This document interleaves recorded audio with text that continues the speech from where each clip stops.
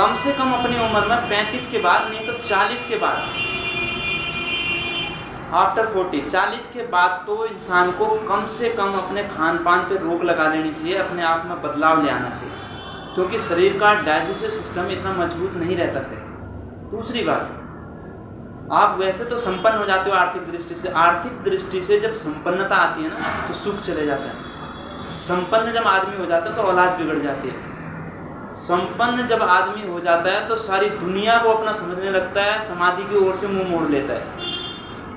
मगर इसका मतलब ये तो नहीं कि आप संपन्न मत हो। हम कहते हैं, मैं कहता हूं बहुत संपन्न हो, आप इतने संपन्न हो जाओ, इतने संपन्न हो जाओ कि आप 2 नहीं 200 करोड़ के आदमी बनो, आप 200 करोड़ के मालिक बनो। 2 करोड़ नहीं बोल रहा हूं, 200 करोड़ के मालिक बनो, मगर 200 ग्राम खाना खाओ। इस शरीर को अभाव चाहिए, ये अभाव में स्वस्थ रहता है, इसका स्वभाव है अभाव का। तुमने इस शरीर को संपन्नता दे दी, इसे नहीं चाहिए, इसे ये अंट संट वाला खाना नहीं चाहिए, इसे भोग विलासिता का जीवन नहीं चाहिए, इसे अभाव चाहिए।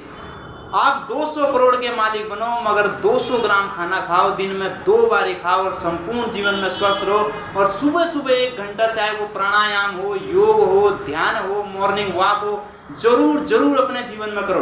और कुछ नहीं हो सके तो किसी भी अवस्था में बैठ जाओ, कपालभाति करो, खूब संपन्न हो, मगर शरीर को अभाव में रखे। शरीर को अभाव से, जितना शरीर अभाव में रहेगा उतना स्वस्थ रहेगा।